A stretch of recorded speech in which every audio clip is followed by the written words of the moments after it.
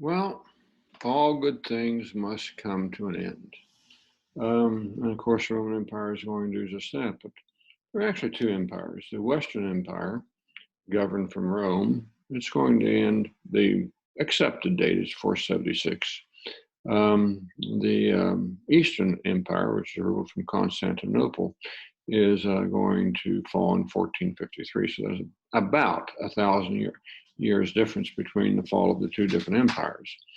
Um, the what caused the West to collapse, and probably just a whole variety of issues. First off, the temperature is dropping, and the West was not the strongest agricultural part of the empire, so that was a problem.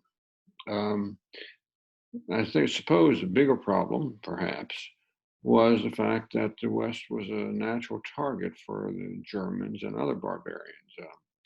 The East is tucked away behind the Black Sea and has a number of other um, natural impediments to barbarian attacking, but the West had fewer. They had the Alps, but you can certainly go around the rest of the empire, the rest of the Western Empire, just by walking it.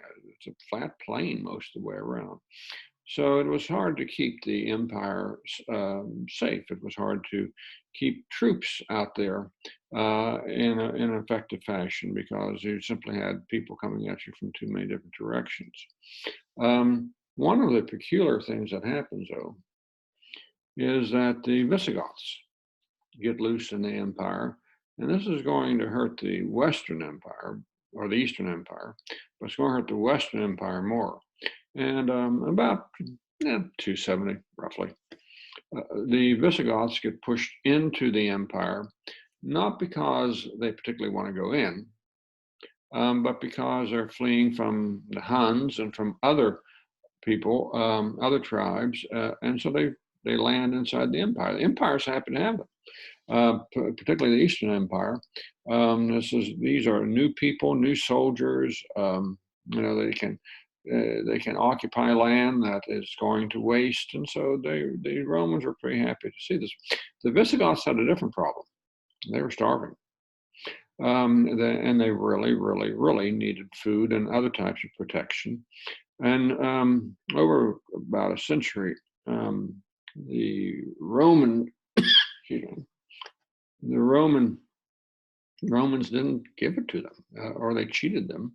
And so in 378, at the Battle of Adrianople, right there, the Visigoths destroy the Roman army and kill the Emperor Valens, and that's pretty much, that would normally be pretty much the end of the thing.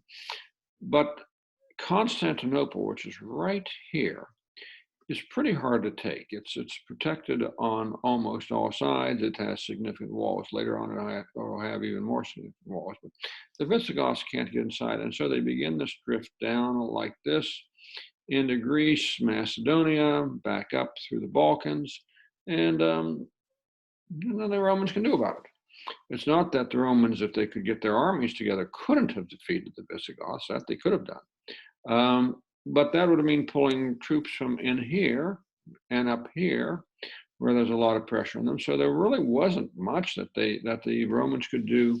The Romans were either going to lose here, they're going to lose here, they're going to lose here. The Visigoths got a chance to drift through here. There's no real goal that the Visigoths have, except for the fact that they are hungry and that they are looking for good land and things such as that. And then they had to drift down this way. It says here that they invade Italy and then are driven out. They're driven out very slowly. That may be a kind of an overstatement. 410, they sack Rome, which sent a shock from completely through the Roman Empire. Everybody thought that the city of Rome would never be sacked again. It had been about 1,000 years since people had conquered the city of Rome. And so then they drift up this way, and they set up their own kingdom right in here. Well, essentially the Roman Empire now has an independent, or somewhat independent, mostly independent kingdom living inside of it. And there was nothing the Romans could do about it. They were just simply stretched too thin. that lost too many resources, lost too many people, too many diseases, too many of everything. And so then a little bit later on, other tribes pushed the Visigoths in to conquer what is now today called Spain. Um, but in any instance, the fact that the Visigoths are not thrown out of the empire or just flat out destroyed um, says something about the weakness of the Western Empire. Now, the real blow, though, came on December 31st, 406. Okay, it's getting cold.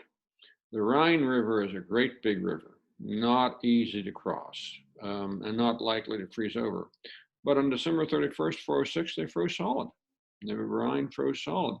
And all these tribes cross over it, the Suevi and the Alans and the Vandals, the Burgundians, just a whole bunch of different tribes swirl over the swirl over the Rhine, and there's nothing to stop them.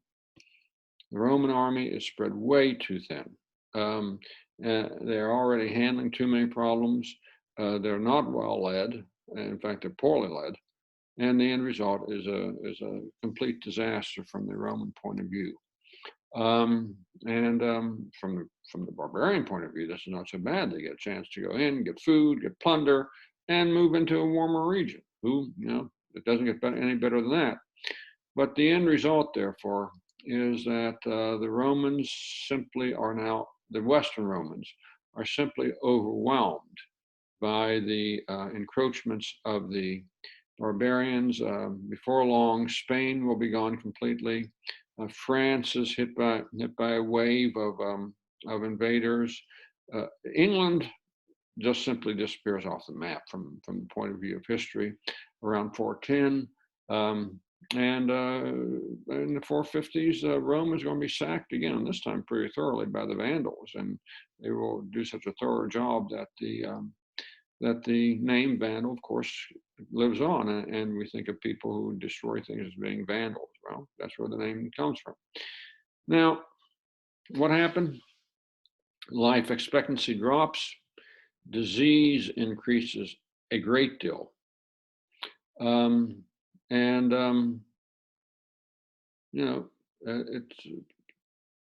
Food becomes more scarce. The economy breaks down. The bridges are not repaired. The aqueducts are not repaired. The roads are not repaired. It turns into a complete disaster for the people who lived in the Western Roman Empire. And I don't know what to say about that, except for the fact that this is macroparasitism in terms of the invasion of the Vandals and of the barbarians in general. And at the same time, in terms of the health conditions that are left afterwards, it's also a complete disaster because people are cold, hungry, weak, and unable to resist disease. So it was a disaster any way you count it. Okay, take care, and I will talk to you later. Everybody stay healthy out there.